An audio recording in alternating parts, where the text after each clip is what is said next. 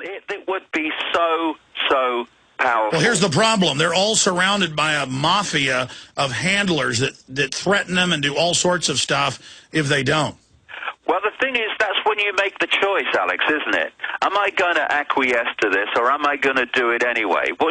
There was a book once that was the title was something like "Feel the Fear and Then Do It Anyway," because that's what we need to do. Because the alternative is not to do it, and then it's not just the mafia of handling Hollywood stars. Those Hollywood stars then become subject to the mafia that will be handling the whole entire nation and eventually the world.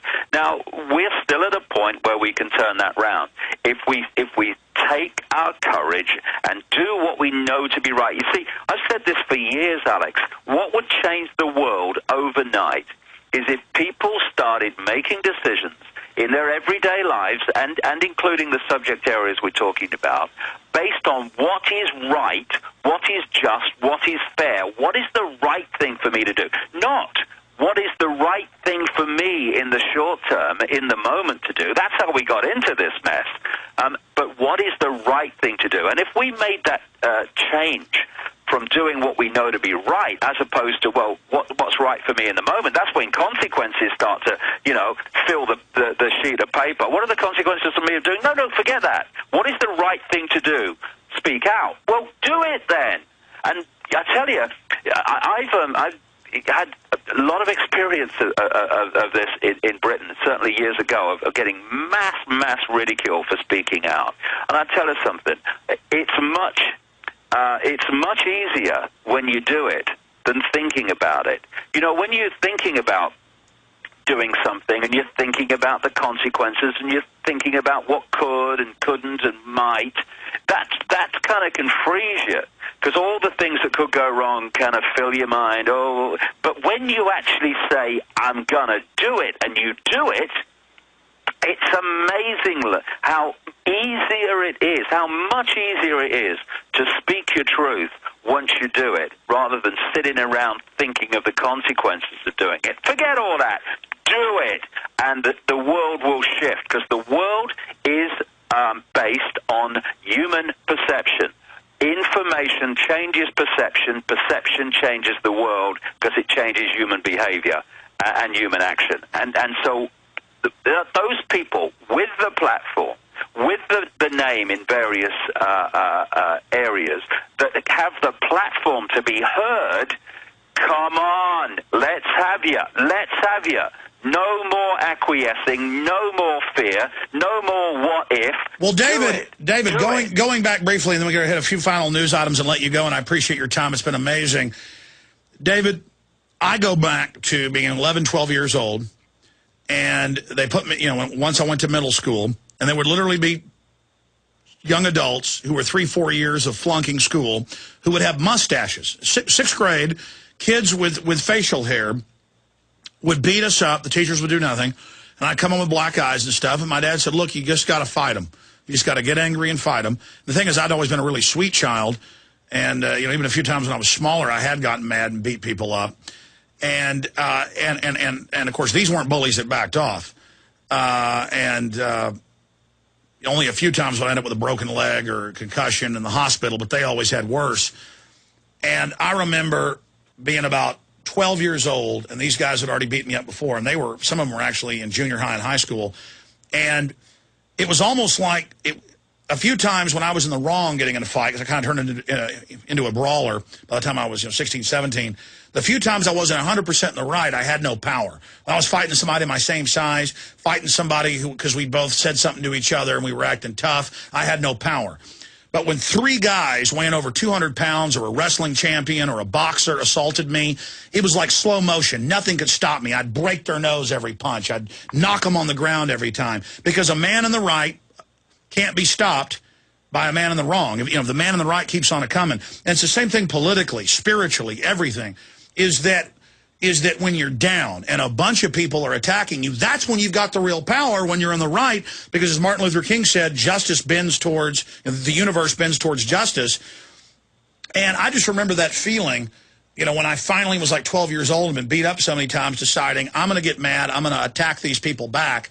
The liberating feeling, it's humiliating to be scared and ball up and let them hit you and stomp you, but it's good to just I'm ready. You know, and I mean, that's what we need politically, spiritually, economically. We need to just say, you know what? You want some? You're going to get it. Let's go.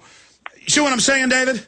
Yeah, well, yeah, it's a point you reach where taking a step back or stopping in mid-stride is not an option. You just keep walking at them. There's a song that came out in England years ago. It was actually about getting drunk, actually, but there was a great line in it which says, or a chorus, I get knocked down, I get up again. You're never going to keep me down. And, you know, that's the spirit we need. And my goodness, you know, there's billions of us. There's a fraction of that number, a tiny, tiny infinitesimal fraction that are at the center of the web doing the string pulling of this gigantic conspiracy of human slavery. You know, I can see an answer to this. You know, we need to move the dynamics of where the power is from the tiny few to the mass of the people, where it really lies, and then the game changes. Then the game's over. All right, but come on, no more excuses. Let's get on with it. All right, David. I only want to give you about 10 more minutes because we've already kept you longer, and we've got some videos and other live guests coming up and phone calls I'm going to be taking, but we're very honored to have you. DavidIcke.com speaking. Before you leave us, talk about where you're speaking this weekend and then some of the other speaking engagements. Yeah, I'm speaking in New York in Times Square on Sunday, but I think all the tickets have gone for that. But I'm in San Francisco, San Rafael, just near San Francisco, next Saturday, speaking all day from 10 in the morning to late in the evening, connecting an enormous amount of dots and many other and a things. strange synchronicity, because I hadn't thought of this when the station finally got me to do it, because I'm also doing a TV interview while I'm out there and some other things. I'm going to be speaking on the 24th, the day after you. The day after. About 30 miles south of Santa Cruz, and that sold out, so there's a second one on the Monday, ksco.com, if folks want to get tickets to that event out in Santa Cruz. People can find out all of this at davidicke.com, but the final issues I want to cover with you, you were just on, wasn't it just last week, David? Yeah, last week, mate. And we were talking about Project Bluebeam, a staged fake alien invasion. And, folks, if you don't believe us, just search the term Project Bluebeam. Part of it's been declassified. It goes back to the 60s and 70s. And in the 90s, they declassified stuff. I even saw in Popular Mechanics about 3,000-foot holograms the Pentagon can project of the Easter Bunny, Jesus, Buddha, whatever they want. You know, David Icke, I mean, you know, they can project Superman up there. They can project Alex Jones. They can project, you know, George Bush, Kim Jong-il. They could do anything they wanted, and they admitted to unify the earth against an outside alien threat. That's how they want to get their world government. Right. Well, to then see these, quote, military people come out and say, the aliens will arrive over major cities, including New York, on the 13th. And then we're going to show that ABC News article up on screen right now. Then I'm going to Zbigniew Brzezinski after that. Sorry, I flipped that on the guys. FAA unable to identify object flying over New York City, and it looks like something out of you know, Star Wars / The Fifth Element, hovering with, you know, lights on it and everything. Well, we know they've got all sorts of hovercraft. We know the Germans had stuff that looked like flying saucers. That's where the original stories. We know they say the SR-71 Blackbird in service in 55, developed in 52. So they say the fastest plane in the world, you know, over 50 years ago. Total baloney. We know that they kept for 20 years secret the B-2 bomber. We know that DARPA had computers and internet in the 60s.